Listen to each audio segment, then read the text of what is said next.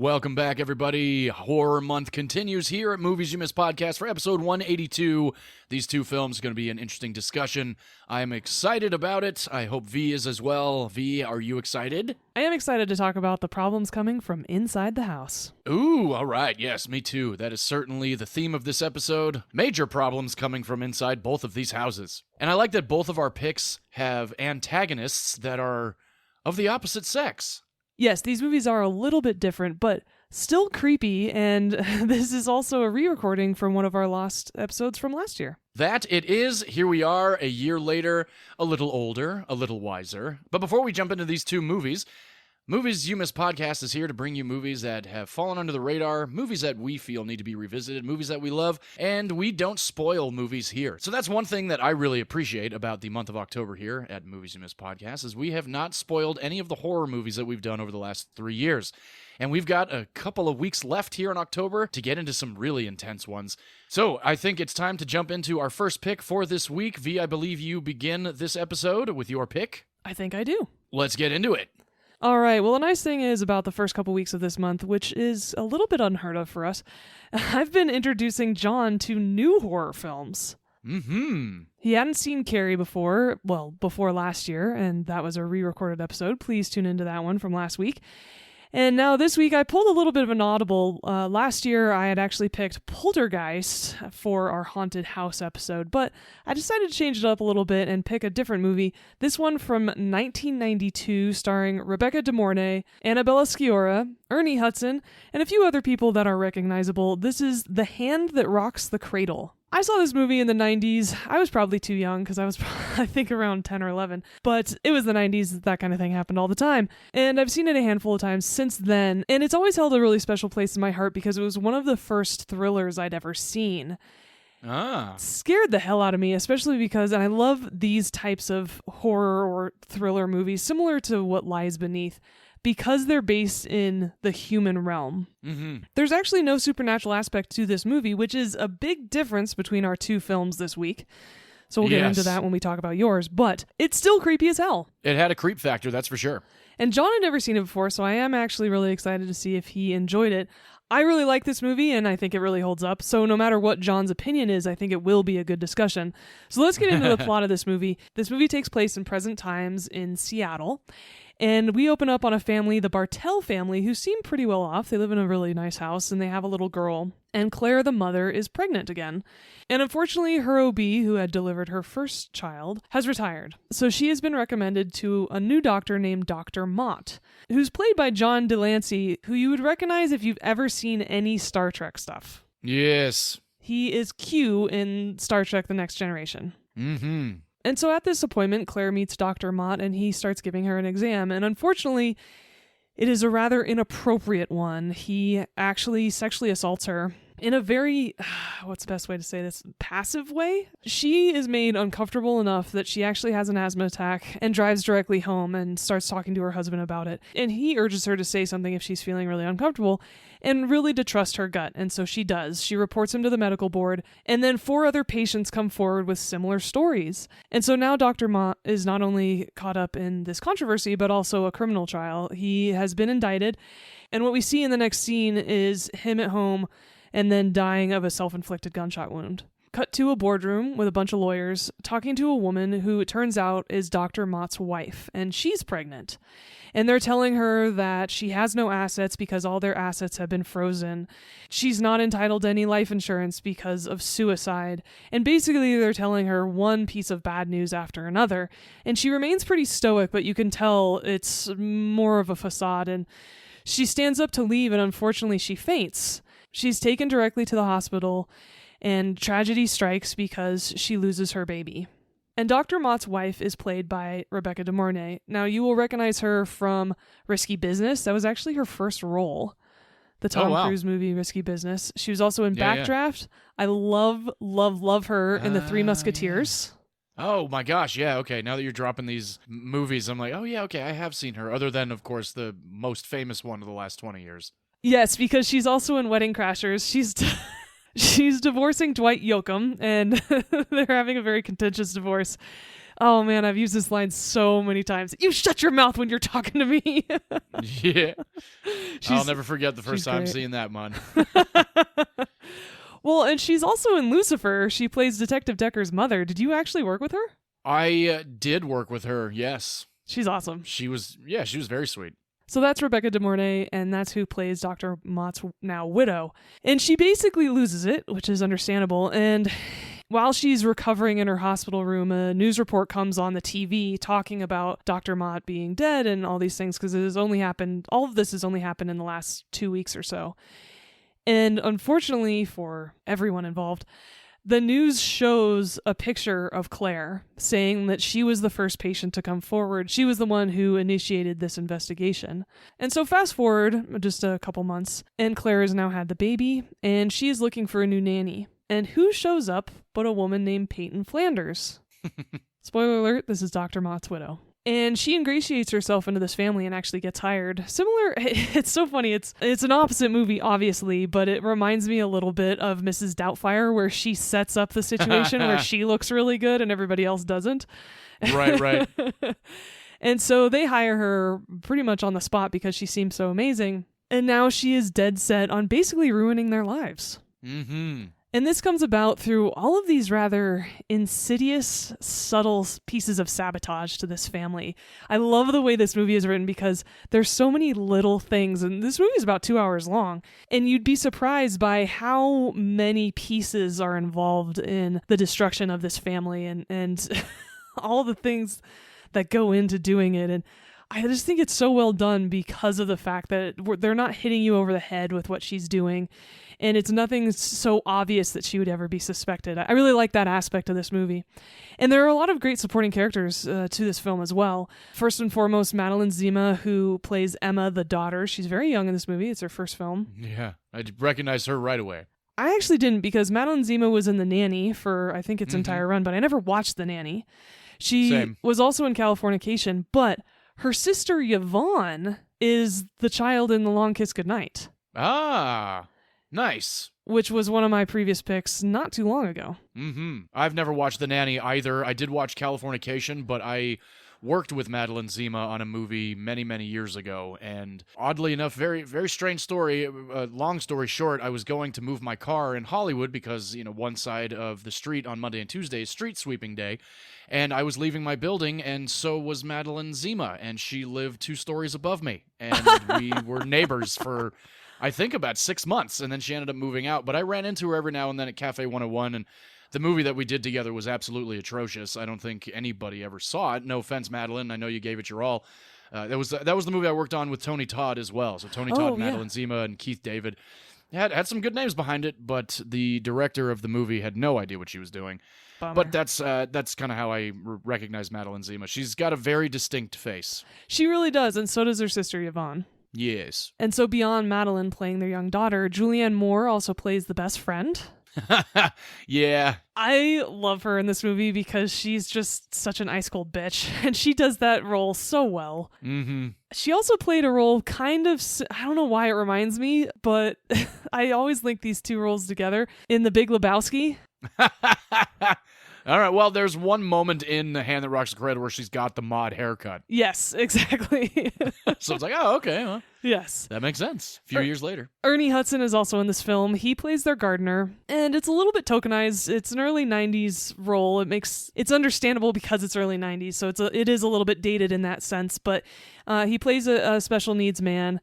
And I think he does a really good job. I do love Ernie Hudson. Most of us do. He is amazing, and we love him in Ghostbusters and The Crow and all sorts of other roles. And so I think he does add something to this film. And so yes, for the rest of the film, we watch as Peyton Flanders has ingratiated herself into this family and is doing everything she can to tear it apart from a whole bunch of different angles. There are a couple of scenes, though, where you do empathize with her in some aspects. I mean, she didn't know what was going on with her husband, obviously, and she's lost her baby. Mm-hmm. That is horrible. There's a scene where she deals with a bully who has been really mean to the daughter, Emma, that I just think is really satisfying. Oh, yeah, that was great. There's also a scene that I think is always memorable that is the worst surprise party ever. Oh, my God. And it just reminds me why it's always a game of Russian roulette trying to throw a surprise party for someone.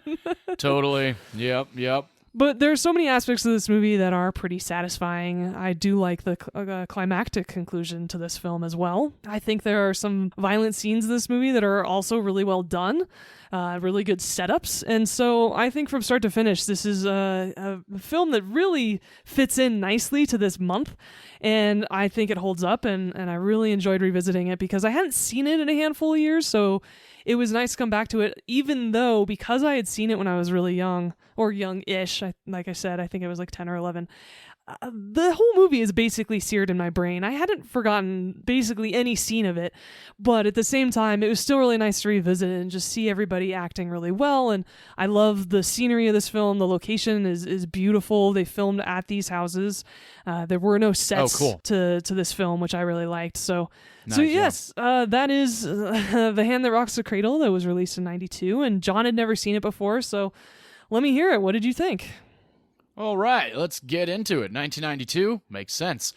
The director makes sense. Yes. And I say this only because my issue with this movie was the pacing and the editing. There were some mistakes where there's a wide shot and Claire is talking, but her mouth is not moving. And we're apparently just supposed to buy into that. Well, it happened a few times. Rebecca De Mornay... I don't know what to say. Really? I think somebody else could have played that role much better. Oh, no, I think she's so menacing and terrifying. I would actually I thought she felt farcical to me. It wow. felt like completely out of nothing landed. And I watched it with the lens of the 1992. You know, I like going back. I don't mind slow burns. This movie was 15, 20 minutes too long. That I would agree with. The end, yeah, that's fair. The end was a bit comical. It made me kind of chuckle when the credits rolled. I was like, okay, well, I guess that's that. There's a scene where Peyton sets up the greenhouse for a sinister act, and there's no way in hell that would ever kill somebody. Just thought that was completely ridiculous. And other than that, I don't think it fit with this month at all. Personally, I felt no dread. I just kind of sat here, was very underwhelmed with the movie. And Matt McCoy was terrible. I couldn't stand watching the guy. That beard was no way his actual beard color, and the hair either. I just was like, I'm not buying this, because I wasn't. And if it was his real hair color, hey, awesome. He's got some jet black hair that looks like it came out of one of those hair dye boxes. Score,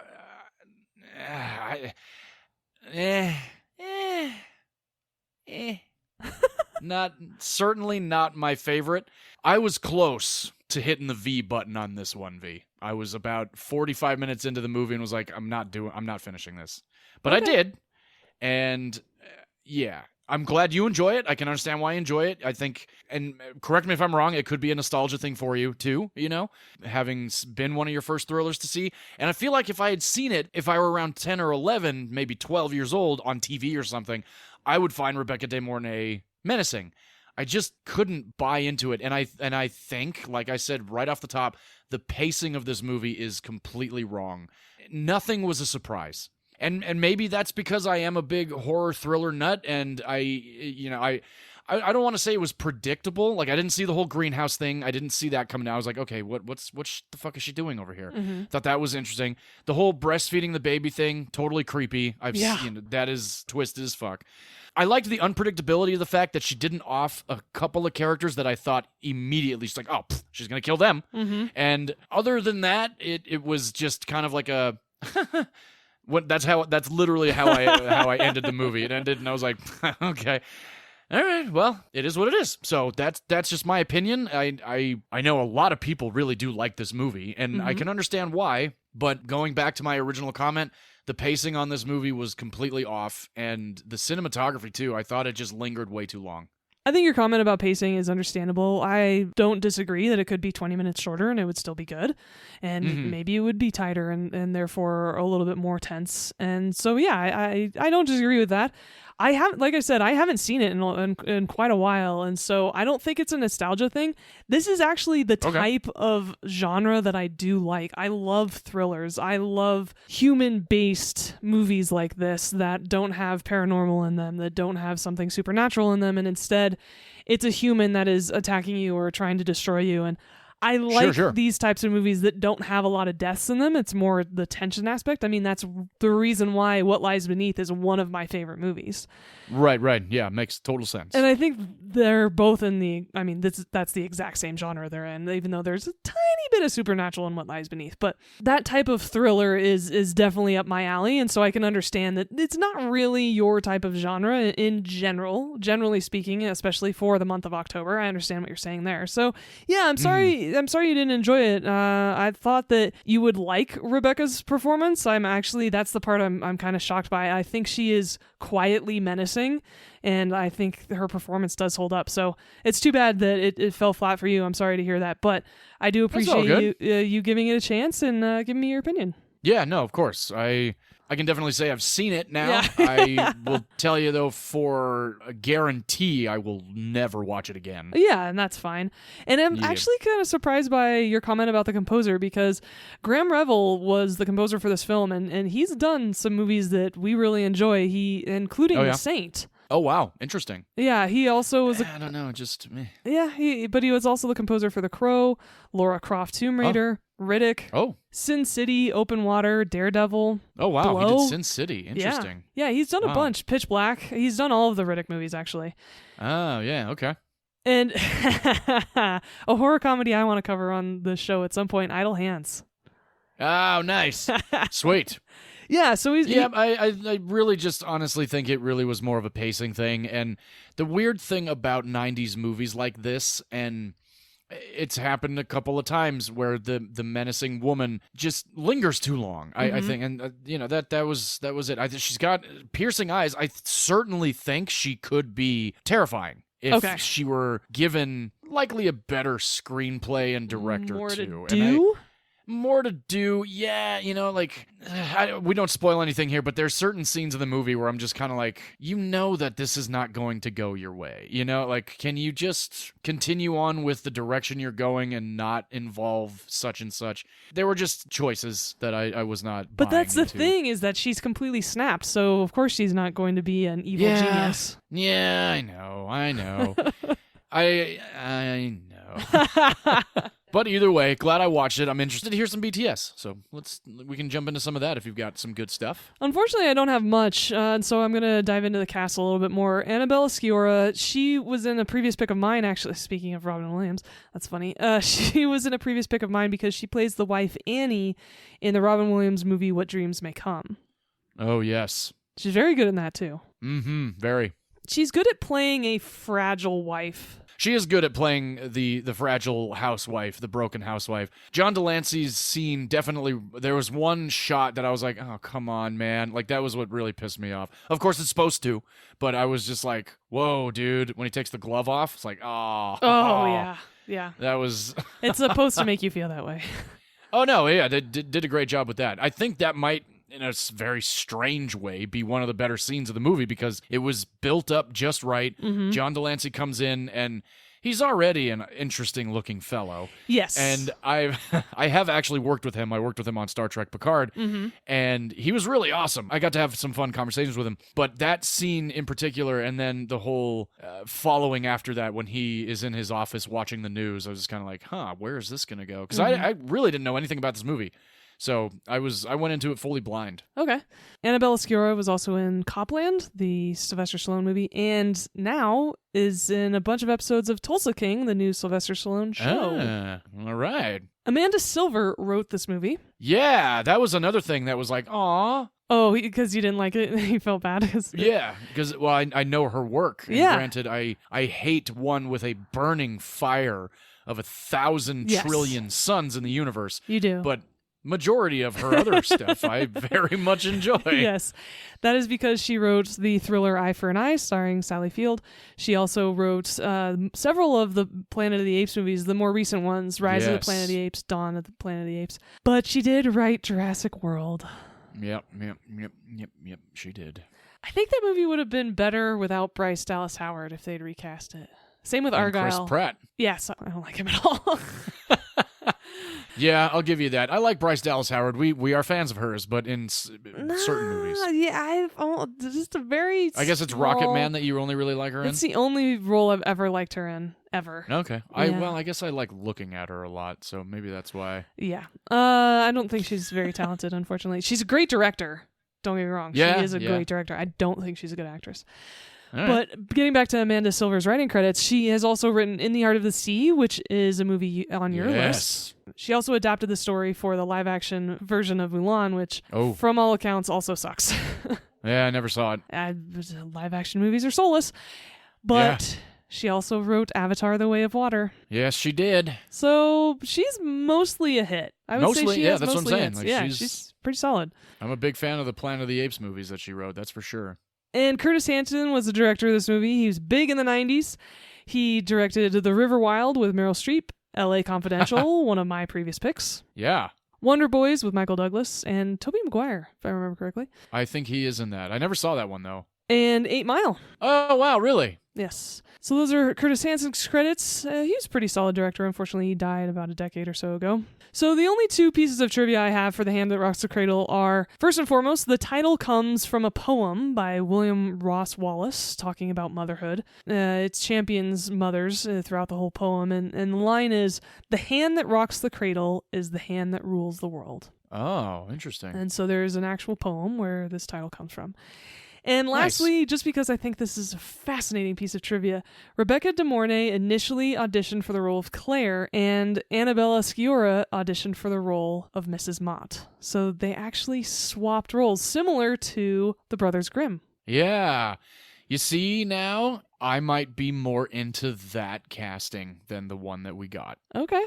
Something about hearing that makes me wish that's what happened. Yeah, I feel like if it was the blonde housewife with the blue eyes and the brunette creepy nanny that comes in to try and be vengeful, something about Annabelle's face makes me feel like I would believe her more in the Peyton role. It's so funny you say that, because I actually think the reverse trope of the blonde one being the evil one is a fascinating take. Yeah. I understand that, totally. I just think in another universe, I wouldn't mind seeing it switched. Okay, I could see that. And John Delancey as her husband, and Matt McCoy as the gynecologist. Oh, so then just a full couple switch. Yeah, let's just 180 everybody, except Julianne Moore, leave her where she is. Yeah.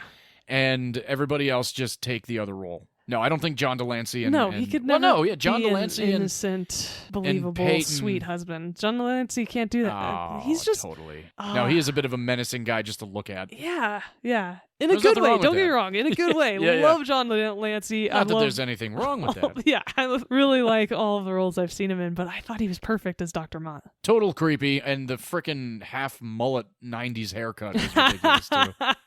Yes. And the lawyer had one of those, too. When he stands up, he's like, course. "Do you need help?" And she's just, like, stares at him. It's like, come on, that hair? Is Classic that really what a lawyer- 90s hair. Yeah. You see the makeup and hair artist in the trailer, like, "Oh my God, it's, like, so in right now." And the guy's like, "Really? I'm a lawyer." Like, "No, totally." Oh, yeah. Okay. Reminds me of Mel Gibson's hair in the Lethal Weapon movies.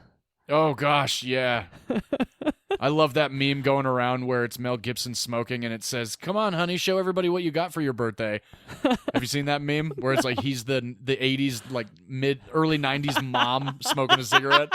Oh, it's fucking gold. It's like, yes, I know what you're talking wow, about. that is totally good. the 90s. Yes, it is. Show everybody what you got, honey.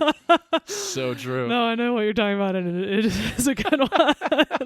God, I forgot about that one. I hadn't seen it in a while. Yeah. I know, it kind of faded away like in the last year, but I still think about that one often. Yeah, we should post it. I'm going to find it and post it for sure. Awesome. Oh, I wanted to know also, I'm sure our audience did, but did you see my post on October 1st in our stories? It was September 30th and then October 1st, and it was Sissy Spacek, both like Yes. happy-go-lucky, and then his Carrie. Yes. Yeah. Perfect post. That was key. And so The Hand That Rocks the Cradle, it actually only had an $11 million budget. Oh, wow. Were any of them really anybody at the time? Not really. I mean, cast-wise, like, were they household names yet? Rebecca had done Risky Business already, but right. Actresses in the 90s couldn't really command the kind of money that we're talking about now. That's true. Ernie Hudson, though he was famous from the Ghostbusters, he was still just a supporting character, and so I don't think... So, yeah, I agree. Julianne Moore wasn't an Academy Award winner or nominated actress at the time, so... Yeah. I think it really just came down to location. It's really... Yeah, it makes sense. Where most of the budget went, probably. Practical locations, definitely. Yeah, and I will say, though, it was a popular movie. Worldwide, it grossed $88 million. Oh, wow. Nice. Yeah, so it did really well. Oh, that's good. Yeah. Overall, was a pretty popular thriller for 1992. And I think it still holds up. You can watch it if you have accounts with the Disney Hulu combo. That's how I watched it. So that is The Hand That Rocks the Cradle. Go ahead and give it a watch and let us know which one of us you agree with. Oh, yeah. All right, now I think it's time to pack up and move across the country, actually. Hey. And into your very haunted house. All right, let's do it. My pick this week comes to us from the year 2005. This is a remake of several versions of this movie. I have actually not seen any other version of this movie before. This was the first one I ever saw, and I saw it at the Beverly Center Cinema in West Hollywood off of Beverly Boulevard when it first came out in theaters. I've actually never been there. Oh, wow. It's a big-ass monstrosity of a mall, that's for sure. The theater inside, I believe, was Pacific Theaters, and they were small theaters. I think every theater might have had 100 to 150 seats. Like typical early 90s, they never revamped it. They might have done that now, but the seats were basically like you were sitting on metal, and they were very uncomfortable with like the thinnest cushions for your ass and your back. I try to avoid malls as much as possible throughout basically my entire life. Oh, well, good for you. I was a mall rat growing up. My wife and I really don't go to the mall often where we currently live, but when we were living in Burbank in LA, we would go to the Burbank Mall a lot, really just for Candle Day at Bed Bath & Beyond or Bath & Body Works, one of the Bath & Bed Bath and wherever Michael Keaton works. Now, my movie is based on... I was waiting for it. I was like, wait, did you not... No, it took me a second. I was like, Michael Keaton isn't in this movie. No, he's not. Oh, yeah, no, Bed Bath & Beyond, which is... Yes, Michael Keaton is at Bed Bath & Beyond, yeah. No, I know. That was so strange. I liked that store. I think I might have spent $5 in it every time I went. Way overpriced. Yeah, all the pillows were like $300 fucking dollars. Yeah. So my movie is based on, like I said, remakes, but also a novel by Jay Anson and material written by George and Kathy Lutz, who are the two that we will be discussing, portrayed by two actors, Ryan Reynolds and Melissa George. And if you don't know who Melissa George is, I'm really sorry to hear that, because I love me some Melissa George. I hated her in Alias, but I was supposed to. Oh, God. Yeah. That was the first time I ever saw her in Alias, and I hated her. But at the same time, I was like, those lips, those eyes, those teeth, that hair. I was all in, but I was like, God damn, she is horrible. I hated her so much. How dare you get between Michael and Sidney Bristow? I remember that season finale back when you had to wait 3 or 4 months for the next season to come on, gosh. and I lost my ever-loving mind. Oh, yeah. I was like 17. Yep.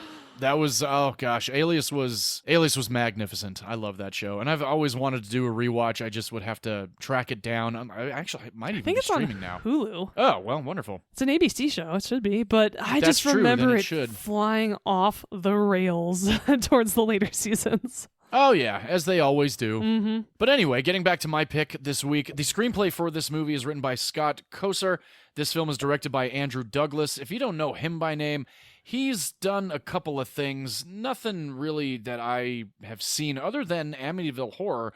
A lot of short films. He did direct 2 episodes of Mindhunter for Netflix, which was pretty awesome. Oh, yeah. That is still one of the best instantly a fan. Netflix shows of all time. I mentioned this film stars Ryan Reynolds and Melissa George. We also have Jimmy Bennett, who is a young child actor, Jesse James, Chloe Grace Moritz in her feature film debut. Wow, you've got a streak going of that. I know, yeah, because last week was Anya Taylor-Joy's feature film debut. And also, my film stars Philip Baker Hall, and I actually haven't even given you the name of this movie yet. Nope. This is the Amityville Horror, everybody, from 2005. Now, if you've seen any of the other Amityville horror movies, you know exactly what this movie is about. The Lutz family moves into a house after a massive massacre goes down. The DeFeos had been unfortunately murdered by their son, Ronnie DeFeo. He was living in their basement and was hearing a whole bunch of voices to tell him to kill his family. So one night with a shotgun, he goes through the entire house and murders everybody. He is then arrested and tells the police that he was told by a demon or the devil or whomever was speaking to him that he needed to kill his family. They find a whole bunch of journals, Bibles that all just say catch him, kill them all, etc., etc. Very brutal, and the opening of this movie is really, it's brutal. I will say that this movie is shot very well. I want to say it's shot on film. I was not able to actually find that to confirm, but it's got that grittiness and that color scheme to it that is just... It's dirty. It's a filthy-ass horror movie, and especially when the Lutzes move in and things start to go south with them.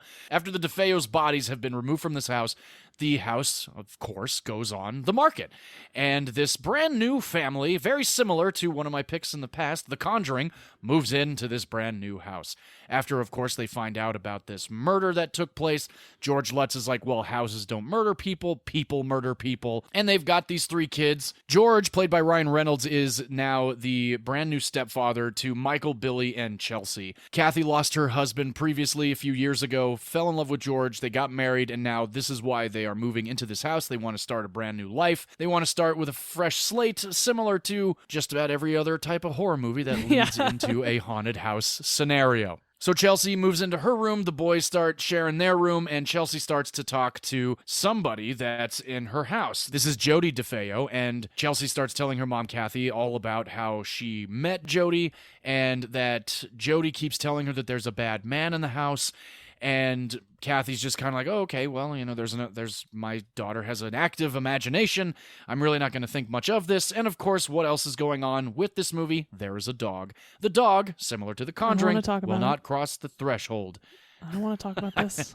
I don't want to talk about this. I just wanted to say that there was a dog in the movie. No spoilers there, V. No spoilers.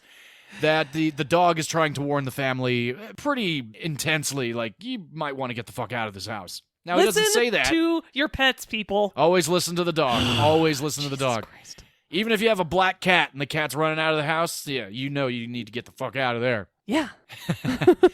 So they're all moved in, things are going pretty well, and George starts to feel a little bit sick. He starts to, unfortunately, see and hear things as well. Things start to kind of go down in this house. Doors and windows are opening on their own, and the house is extremely cold.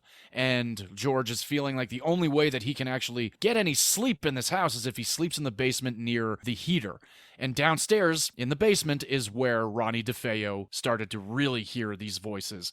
So George goes down there to sleep to get some rest, but it's not really working out for him because he just starts to feel worse. He starts to treat the family pretty shitty because of him not feeling well, and he's also coming into this new family, and he's trying to be a father figure, but he's also trying to establish his authority as the man of the house. One night, the Lutzes decide they're going to go out on a date for the first time in several months, and a babysitter comes over, and this babysitter... Typical Hollywood babysitter comes in literally wearing a bra and bell-bottoms. She's very attractive. Megan Fox actually auditioned for this role but did not get it. Makes sense. Yeah, I actually like the young lady that they got instead of Megan Fox. When I read that, I was like, oh, I like this girl better. Me too. Her name is Rachel Nichols. She plays Lisa, and she starts telling the kids about what happened in this house. And this is so fucked up because, of course, she's the babysitter, but she's also just smoked a little bit of weed, and one of the kids has popped some popcorn. Of course, the older brother's starting to totally fawn over her because he's never seen this type of a woman before. And Chelsea is telling Lisa that she's a bad person, that Jody didn't like Lisa, and that Jody's going to teach Lisa a lesson. And one thing leads to another, and Jody certainly teaches Lisa a lesson, and I gotta tell you, that scene is fucked up. Yes. There are several of those in this film. There are several fucked up scenes in this movie. The Lutzes come home, and Lisa is being carried out in a stretcher, completely mumbling something about Jody and having seen this dead girl. And George loses his mind about this, grounds the kids, and Kathy's just kind of like, what is going on? And for the rest of the movie, we are along for the ride while Kathy tries to figure out what the fuck is going on with George. She goes to see a preacher, played by Philip Baker Hall, to bless the house. Love him. She also finds out what happens in the house, so of course she's now completely losing her mind over the fact that something is now eating away at George. And we are along for this... She's only losing her mind figuratively. Yes. And we just watch this complete deterioration of this family go from happy-go-lucky moved in to fighting for survival from not only George, but the menacing potentiality of what's going on inside the walls of this house. Like I said, saw it in theaters, scared the living hell out of me. I love this rendition of it. I think this is absolutely one of Ryan Reynolds' top-tier performances, and I think it's a great horror flick, especially around October. There's still some moments that get me jumping out of my skin, especially when the young kid goes to the restroom in the middle of the night. That scene scares the fuck out of me every time. And I love it, and I know, V, you watched it last year, so this was your second go-around with Amityville Horror. I'm curious what you thought as your second time around. It was my second time watching it, and it's a pretty solid movie. I feel like it's very early 2000s vibe where it's trying to be scary. You get that sense of it's trying a little too hard, but there are still some scary moments, so I respect that. First and foremost, though, it opens up with the graphic of Dimension films, and it always reminds me of Scream, so I wanted to throw that out there since that's my favorite horror series. And yes, you're right. The opening is so intense. I was like, okay, we're in this right now. Yeah. Oh my God. So definitely prepare yourself. This is a pretty bloody movie in a lot of ways. Yes, this is a hard R. Yes, it is. I love the actors who play the kids. Michael is played, like you said, by Jimmy Bennett, who plays the young Jim Kirk in the new Star Trek movies. That's where I recognize him from. Yes. And Chloe Grace Moretz is so cute in this film, and God, she's such a talent. Oh, yeah. Even from a young age, she has always been good. I really, really liked her in this role, and she just owned it. A lot of confidence for a kid that age. Definitely. I do like this genre of ghost/haunted house, but The Conjuring is a better movie. I think it's a scarier movie.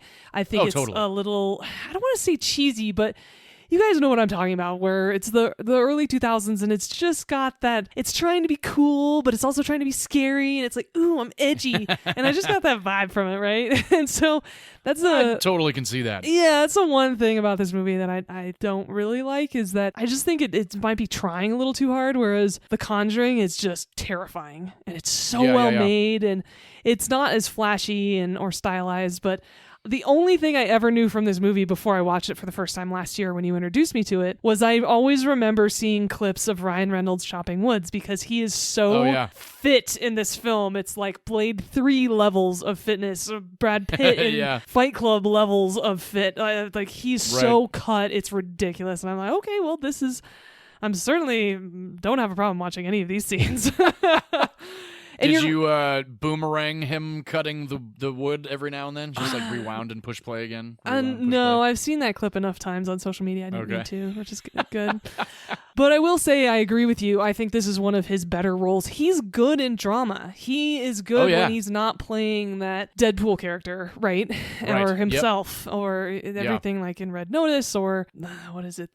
The other, not the nice guy. The free guy. Free guy. That's right. Yeah. And those new roles, that it's not phoning it in, obviously, but it's just very pigeonholed, and that's what he's gotten himself into. Whereas this movie buried his more dramatic roles, even Smokin' Aces that we talked about recently. He can be good, and I just think that, I don't want to call it lazy, but the newer stuff is just, we just see it every time now. Totally. I do love Lisa, the babysitter. I think she's a great addition to this script. I think she was very needed.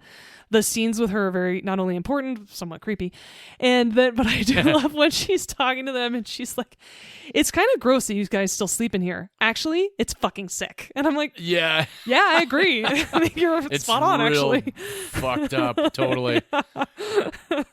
And movies like this, too, kind of make me wonder, the building that my wife and I live in currently, I think we're the second tenants in the unit that we're in. Mm-hmm. So we're still new in this building. However, in all the other buildings I've lived in my life, including DeMille Manor and Hollywood, that was the first one that came to mind. I always wished I could just blink and see those hallways and those apartments in 1929 and just see what was going on, the cocktails, the cigarettes, all that stuff. It's been long enough, some shit went down in that building. Absolutely. And I have Googled, I've tried to go down a few rabbit holes. I didn't try too hard, but I should do that. I should sleuth a little bit and see what went down at DeMille Manor in like the 40s, 50s, 60s, 70s, 80s. You should, especially if there are some stories worth sharing or telling. Think of a cool nonfiction booklet you could create for old Hollywood and talking about the DeMille Manor and old photos that you could put in. I mean, there could be a story there. There really could. Mailing myself the copyright for that right now, by the way. Yes, and I like Philip Baker Hall as an addition to this film. He's a character actor. We've seen him a lot, including in your previous pick of The Rock. Yes. The reveal in the basement scared the shit out of me. Oh, yeah. Terrifying. That and the going to the bathroom scene in the middle of the night were the two ones that I was like, okay, there are some scary parts of this movie. I agree. Yeah. However, I don't know if I like the ending. Oh, no? There are a lot of threads left undone. Mm-hmm. It just kind of ends, and you're like, okay, I guess that's it. Yeah. But more than that, I don't know if I agree with Kathy. Oh, interesting. I think this movie could have ended a completely... I know it's kind of loosely based on a true story, and I get that they had to follow that, but I think she should have made some different decisions, and I would have gone a different way, and I think the movie would have been a little bit more impactful and a little more memorable if they had. All right. I could get behind that. But overall, yeah, I think it's a solid horror. It's a horror you've introduced me to, though, that I just kind of forget about and be like, I shrug and be like, okay, well, I saw it. Yeah, it's kind of cool, but like nothing to write home about. There are other much better horror movies you introduced me to, including Haunted Houses. Like I said, The Conjuring is worlds above and beyond this film. Absolutely. I would watch it again with you, or if somebody asks me to watch it, I will watch it, but I won't watch it on my own. I gotcha. So yeah. I think I've every Octobered it. Okay. I give it a solid like C plus B minus. All right. Yeah, that's cool. But like I said, nobody does a bad job. I think everybody does a great performance in this film, including Ryan Reynolds.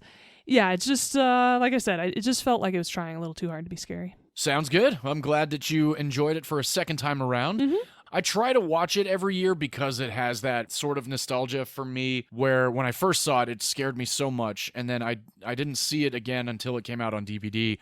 And I remember I thought my parents' sound system was just the absolute shit. And, I was a lot younger. And it really wasn't, but it was still pretty good. And I remember cranking it up one night and watching this movie alone in the dark. And that was pretty intense. I've never seen any of the other Amityville Horror movies.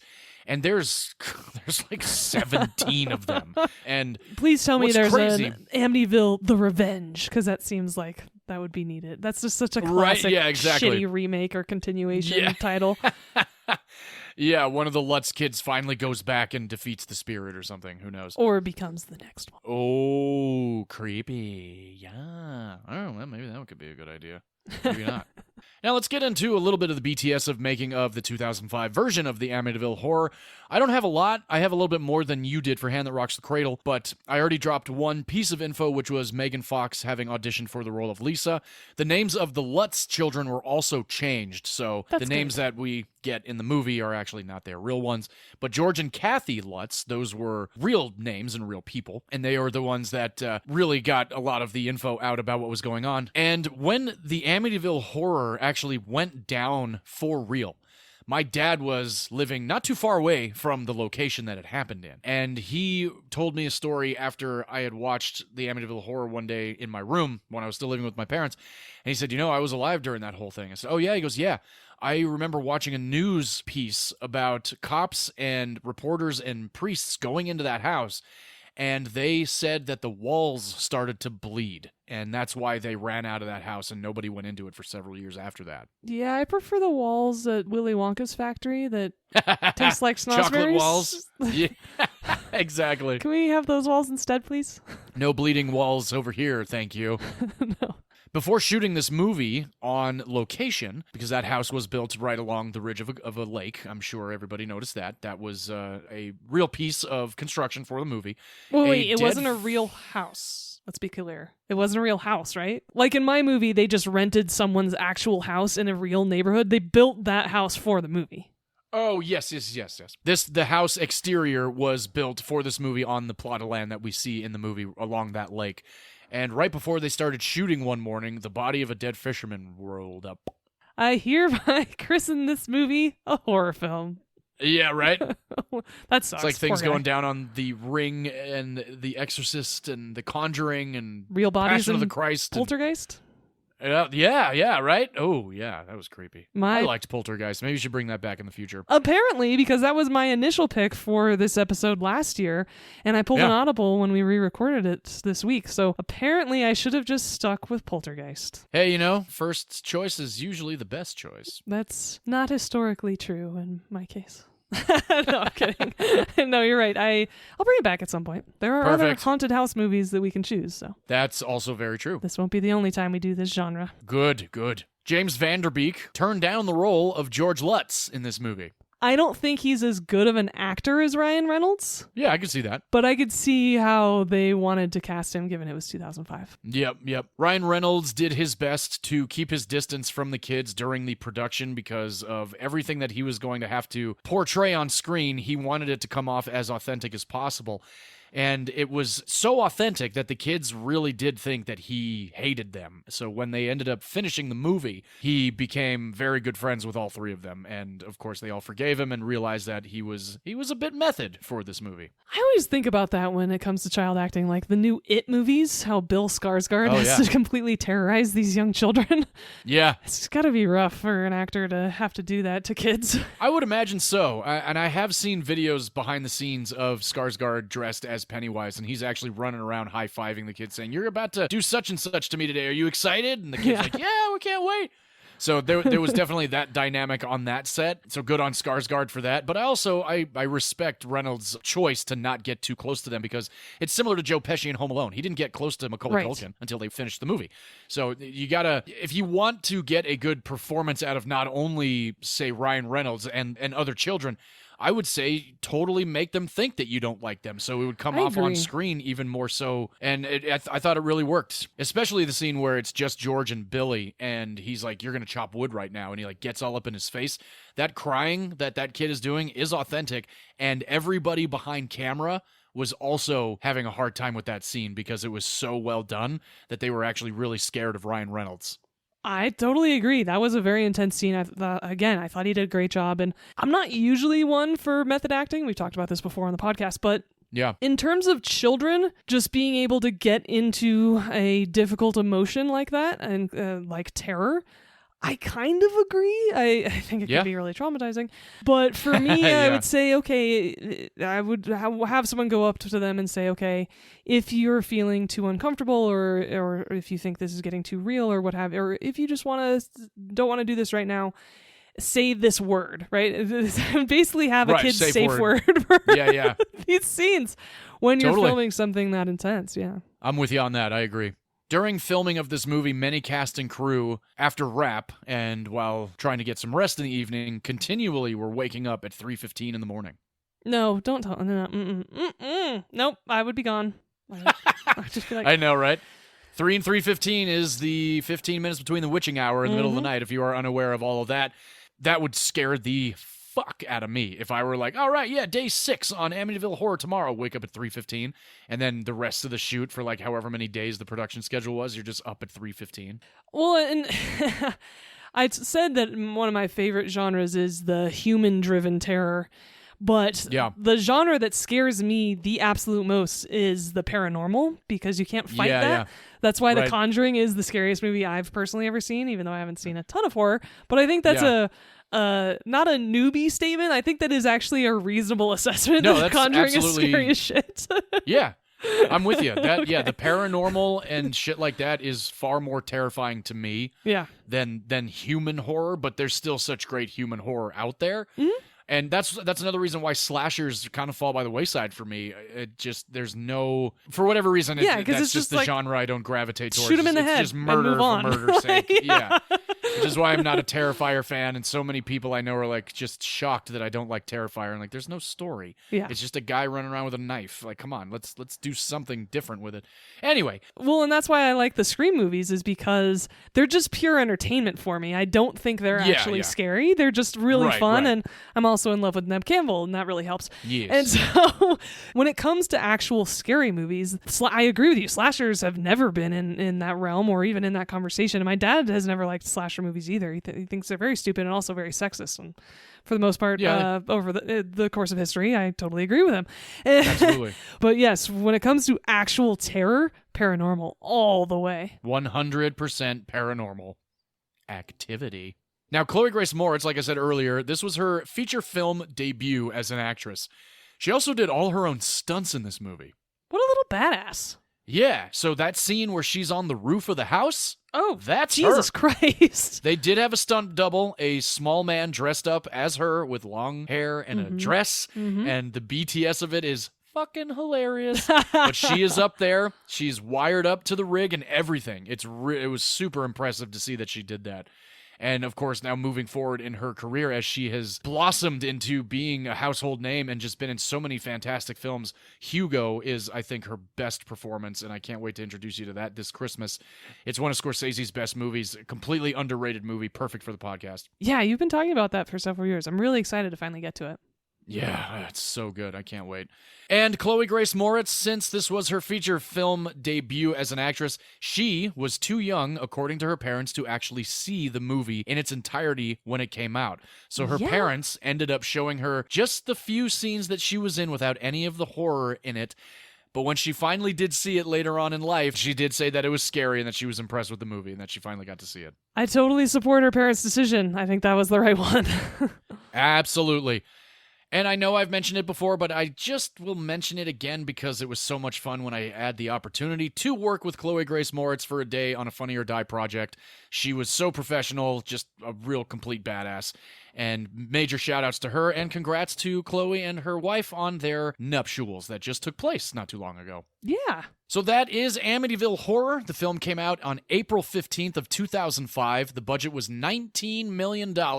Well, they did have to build a house. Yes, they did. Ryan Reynolds was also kind of coming up. It was a little bit after Van Wilder. Melissa George had still kind of been working on Alias. And these three kids, the kid that plays Billy, he's in Butterfly Effect. And Jimmy Bennett is also an orphan with Peter Skarsgård and Vera Farmiga. And that is going to be on my list, I believe, next year, because Orphan is thumbs high entertainment. Now, on a $19 million budget domestically, Amityville Horror brought in $65.2 million. Okay. And worldwide, V, why don't you take a guess? $97 million. Oh, wow! You were off by 10.5. $107.5 million worldwide for the Amityville Horror, starring Ryan Reynolds and Melissa George. If you have not seen this version of the Amityville Horror, it is currently streaming on HBO Max. I watched my DVD copy.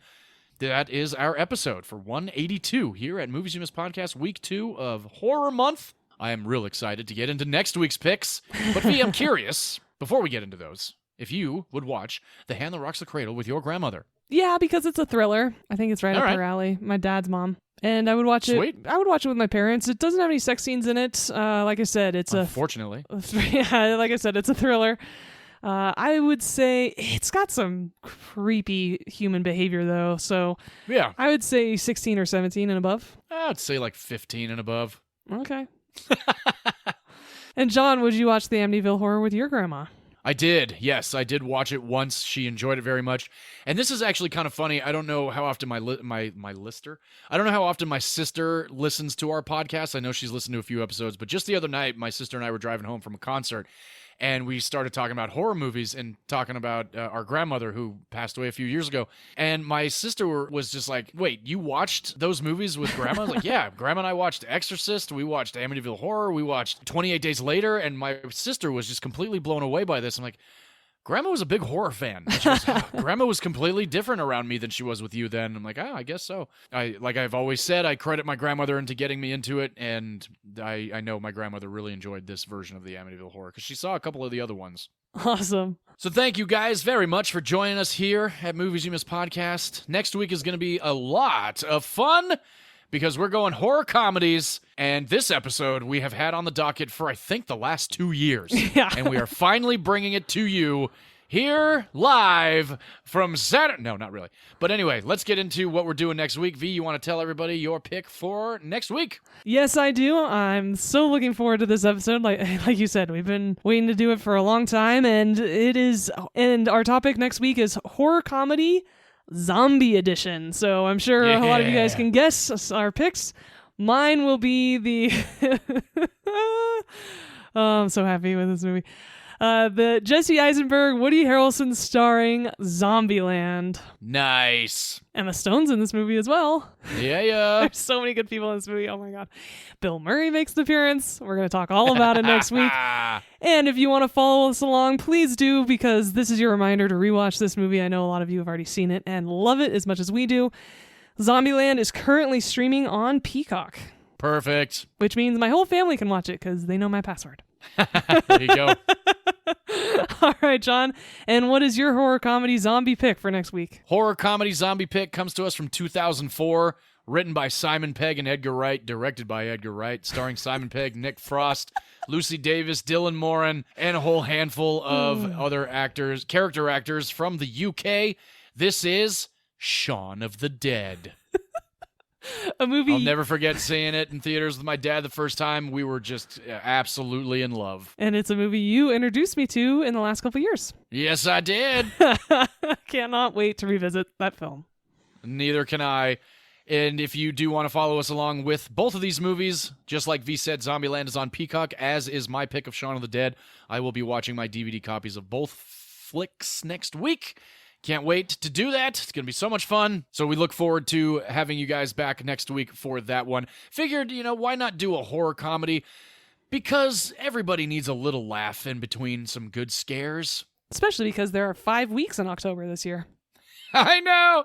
And the week after next week is going to be a good one too. But we'll get into that next week. So, thank you guys again for joining us. Please do rate, review, subscribe, leave us a review on Apple, even on Spotify. I've actually seen some of them on Spotify, so thank you guys for that. So thank you guys very much for those comments and reviews. We really appreciate it. Follow us on all social media, Facebook, Instagram, Twitter. Love interacting with everybody and love the messages back and forth about movies that you've all seen and that movies you think I or V should see as well. Steve, that goes for you. Thanks for the message about one battle after another and every movie that you go to. Steve messaging us on our movies we hate episode saying that he hates both of them. Yeah, that was great. Of course, he hated White Chicks more than We're the Millers, which he is incorrect about. No, because Steve and I are tight. That's why. Yes, indeed. So Thanks, thank you again, Steve, for always sending us messages and comments. Appreciate it very much. And until next week, we love to shut down Movies You Miss podcast with film as a form of art. And in art, all opinions are valid, except if you think. There is only one way to terrify a family. Ooh, nice. I like it. Thanks. See you next week. Cheers, everybody. Bye-bye.